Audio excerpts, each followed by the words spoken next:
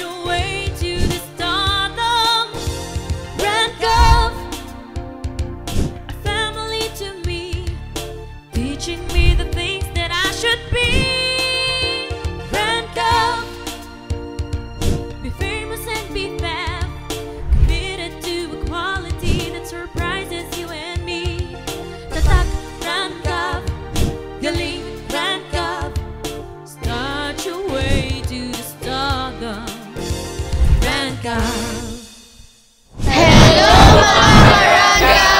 Panibagong araw, panibagong vlog! Yes guys, ngayong araw mapapansin nyo, kompleto kami. Dahil ngayon lang naman magsisimula ang journey namin para sa New Love Team ng 2025. Yes. At abangan nyo pa guys sa mga iba't ibang announcement tungkol dito.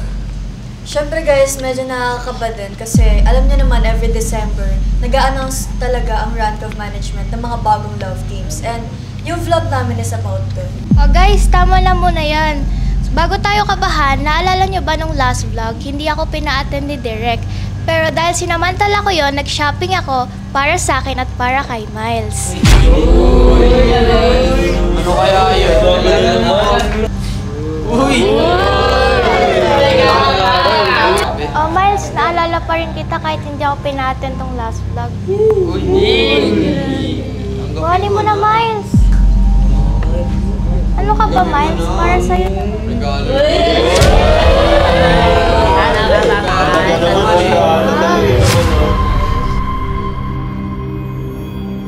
Yes guys, alam nyo ba na pangatlong taon ko na masasaksihan ng ganitong klaseng announcement. Kaya kabado talaga ako. Tama ka dyan, Angel. At ito yung month na nakapagpakaba sa ating lahat. Pero Angel, na-miss kita. At syempre, Inori, na-miss rin kita. Syempre kasi na-miss din kita and sana matuloy yung love team natin. Guys, ang tagal ko na din hinihintay itong announcement na to. And syempre, kinakabahan din ako. Abangan na lang natin lahat yan, Yana. At guys, ipopromote ko na rin ang aking social media account at Braylan Spaldon. At shoutout kay Kesha956. Ganda talaga pati pogi ng mga member, lalo na si Yana. Stay safe, Ranka! And guys, you can add me on my social media platforms at Keisha Luis. Shoutout nga pala kay Vernie Pauig, H1K. Stay strong, Milmi and Klazumi. I love you all, Ranka. You can follow on my account. Just search Hailey Valdez on FB, IG, at TikTok. At syempre, shoutout kay Ernesto Batay. Shoutout naman ng Ranka. Ang ganda talaga ng mga girls ng Ranka. Huwag niyo na rin pala kalimutan i-follow ang aking social media account, Shinjo Dayag. At shoutout na nga rin pala kay Princess Oliveros. Stay safe kayo dyan lahat. We love you, Ranka. At guys, huwag nyo rin kalimutan i-follow ang aking mga accounts at Mark Muñez. At syempre, shoutout rin sa'yo at Daniel Gamil. Ang tatalino talaga ng mga members ng Ranka. Sana ma-shoutout. At guys, ipopromote ko na rin ang aking social media account at Migs Agustin. At shoutout nga rin pala kay Solen Castillo. Ang ganda talaga ni Ate Angel. At ang gwapo ni Kuya Migs. I love you, Ranka, in all. Love you. At paki-follow na rin ang aking social media account, Kailinan_Fermilan. At isa-shoutout ko na rin si Kuya Jericho Rosales. Sabi niya, sana lagi masaya lahat ng love team and tumagal pa kayo hanggang 2025. Love you all, Ranka. And guys, don't forget to follow all my social media account at Maverick Baula. And shoutout din kay Charlene 10. Huwag naman ganyang Klasumi at Kisha at Maverick. Manifesting ako na kami ang magiging love team ni Kasumi. And guys, don't forget to follow my social media accounts, Inori Tashiro. Shoutout kay Scarlett Claire Hitomo. Hi Ate Inori, kahit ang dami ng babash sa'yo, andito pa rin ako nakasupport sa'yo. Huwag mong pansinin ng mga nababasa mo. I love you so much, ate. Thank you po. Guys, ang tip ko lang, maging totoo lang tayo sa mga sagot natin kasi wala naman tayo dapat ipangamba. Yes, tama. Alam ko lahat tayo kinakabahan dahil sa announcement na to. Pero gaya nga na sinabi ni Cheska na dapat magpakatotoo lang tayo sa isasagot natin. Kasi wala dapat tayo ikatakot, di ba? Kasi sama-sama pa rin naman tayo, yun ang mahalaga. Yun nga guys, and ito nga po pala yung unang taon na mararanasan namin yung ganitong klaseng announcement. At sobrang nakakakaba talaga. And isa na rin siguro to sa mga pagsubok na mararanasan namin ngayong taon.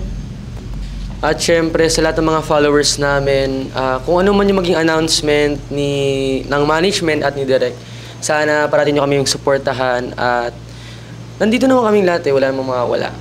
Kaya kung sino man yung makalab team natin, sana supportan nyo na lang kami. Tama. Okay guys, reminder lang. Every year talaga nagpapalit kami dito ng love team. Ang OG love team dati is ang Miliana, si Yana and si Miles. At ang dati naman ay si Kamitch, si Cassie and si Mitch. Tapos nung pumasok si Angel, naging Jelsie. Tapos nagpahinga naman si Yana, nagkaroon ng Milmi. Okay. Guys, alam nyo ba, ngayon na ang simula ng journey ninyo para sa new love team sa 2025. Miles,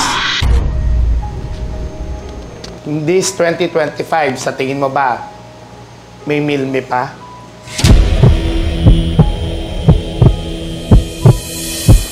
Siyempre po para sa akin, mas gugustuhin kong Milmi pa rin sa 2025 kasi hindi ko po makakalimutan yung pinagdaanan namin ni Mitch. Lalo na ikaw, diba? Marami tayong pinagdaanan noon. So, hindi naging madali yung journey natin sa 2 years. Kaya gusto kong makita na maging successful tayo sa 2025. Kaya gusto ko po nag-Milmi pa. Cassie, sa tingin mo ba, nakikita mo ba ang sarili mo at si Inori sa 2025?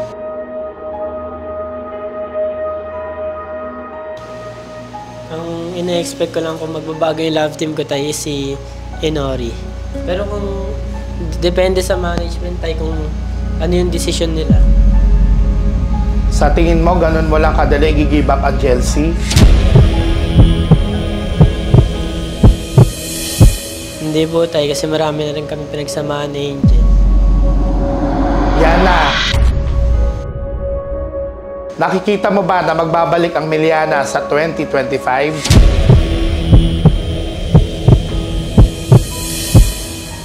Siyempre tayo, ayokong masira yung love team ng Milmi. And para sa akin tayo, siguro di pa muna po ako nag-expect. And syempre po, yung decision po is sa management. Angel, kung mawala ang Jelsie, ano ang mararamdaman mo? Siyempre po sir, malulungkot po talaga ako kasi bukod sa ang dami na po na yun na pagsamahan na 2 years po, siyempre sanay na po kami sa isa't isa kaya kung mag-iiba man po ng love team sa 2025, malulungkot po. Inori, ano masasabi mo na tinatawag ka ng mga followers sa Jelsie na Candy? Dead mas sa bashers lang po tayo. Wala naman po akong pakialam sa kanila. Ang mahalaga po, masaya po kami ni Cassie. Sa tingin mo ba, Inori, matutuloy ang love team ninyo ni Cassie sa 2025? Ako talaga tayo, ina-expect ko po talaga na si Cassie po yung makaka-love team ko ngayong 2025. Ella, sa tingin mo ba, mangyayari ba yung gusto mo na maka-love team mo si Miles? Siyempre po, komportable na din po kay Miles.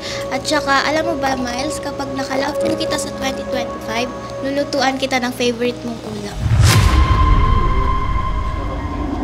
Brion, Sa tingin mo, kaya mo bang pantayan or lagpasan ang dating ka-love team ni Yana? Siyempre po, kakayanin ko po.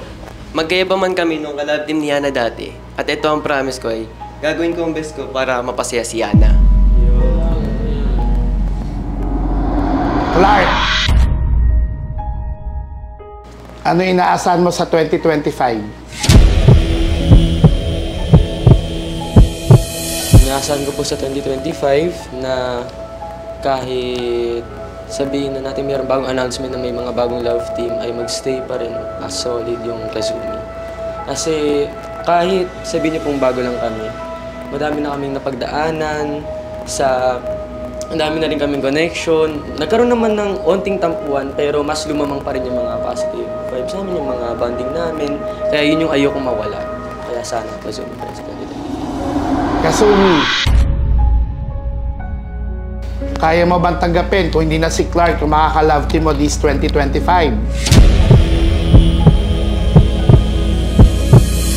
Opo, Tay. Siguro po, pipilitin ko pong kayanin na kahit sabihin na po natin na hindi na kami yung magiging love team sa 2025, yung mga alaala na ay mananatiling alaala sa isip ko dahil yun po ay chine-cherish ko bawat minutong magkasama kami. At siguro, ganun lang po talaga yung buhay na ang mga bagay-bagay ay may hanggan. Migs, kung si Angel ang maka-love team mo sa 2025, sa tingin mo ba kaya nyo lagpasan ang Chelsea? Kakayanin naman po, Tay. Dahil po, mas nagiging komportable po ako kay Angel sa paggawa ng mga content palagi sa kanya. Tapos po, napapansin ko po magka-vibe po kami palagi. Ikaw, Shinjo, sa tingin mo, sino makaka-love team mo this 2025? Palagay ko po tayo si Kazumi po. At gagawin ko po yung best ko para maging mabuting partner po niya.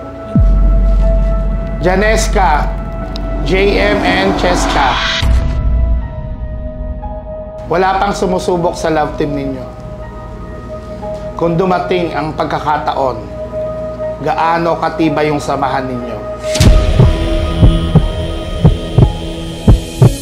Feeling ko po, sobrang tibay na ng samahan namin na kahit man sa announcement, kung ano man maging announcement nga ng management, kung magkaiba man ng love team, ay hindi na po bago sa amin yun. At handa na po kami doon kung sino man sakali ang mga love team namin. Pero hoping ako and feel ko talaga na Janeska pa rin. Hanggang 2025, 2026, kahit anong taon pa yan, Janeska pa rin talaga kami. Ako po talaga, gustong-gusto ko din mag-stay yung Janeska hanggang 2025 or 2026 o hanggang kailan pa. Pero po, depende pa rin sa management and ready naman po kami para doon. Caitlyn, kung bibigyan ka ng pagkakataon or choices, sino sa tingin mo yung gusto mong maka-love team sa 2025?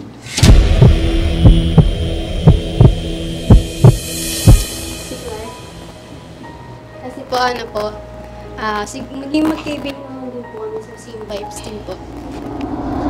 Mark,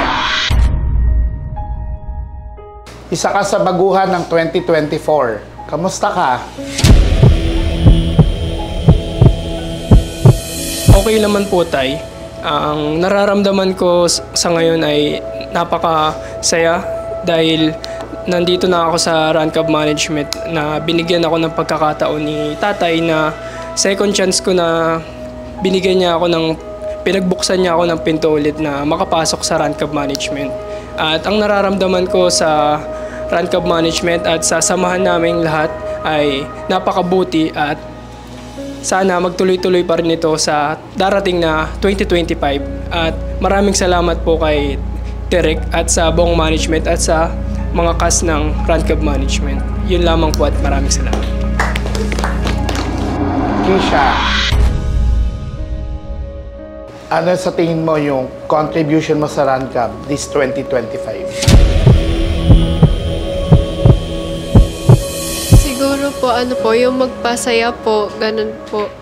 Tapos, natutunan ko po dito sa Run Cup Management po na hindi lang po sa social media yon, like may friendship po talaga at samahan na nangyayari.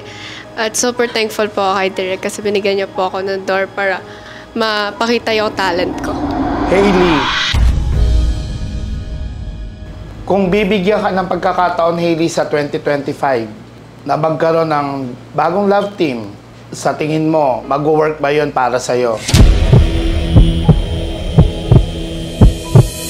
Sa tingin ko po, mag-work naman po, pero depende pa rin po sa partner ko. Kung magka-vibes naman po kami, why not naman po? Maverick, sa dami ng girls na pwede mong mapili, bakit si Kasumi? Napili ko po si Kasumi kasi po, iba po yung dating niya sa akin. Tapos po, same vibes po kami. Tsaka nakikita ko po kay Kasumi na ang bait niya po and mabuti po siyang partner. Ernest, hindi mo ba siya namimiss? Siyempre tayo namimiss ko po yung mga pinagsamahan namin, yung mga bands na nagawa namin together, and yung mga time na magkasama po kami. Ayun po, namimiss ko po. Mitch, alam mo naman siguro walang permanente. Paano kung hindi na Milmi sa 2025? Siyempre po, una-una sa lahat, malulungkot po ako. Kasi nagtagal din naman po yung love team namin ni Miles and ayun po, marami na po kaming memories together. Pero nandun pa rin tayo sa part na decision pa rin po ng management yun. And wala naman po kaming magagawa if ever na magbago po yun in case. Huling tanong para sa inyong lahat. Isang sagot lang ang gusto ko marinig. Kung bibigyan kayo ng pagkakataon mamili, sino sa mga kasama ninyo ngayon ang gusto nyo maka-love team sa 2025?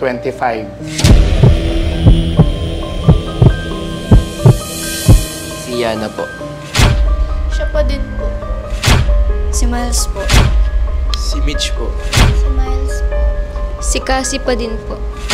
Kung sino po ibigay sa akin? Si Cassie po. Kung magkakaroon po, why not? Kung darating man siya, why not? Si Clark po. Si Kasumi po. Kung ano po yung desisyon ng management.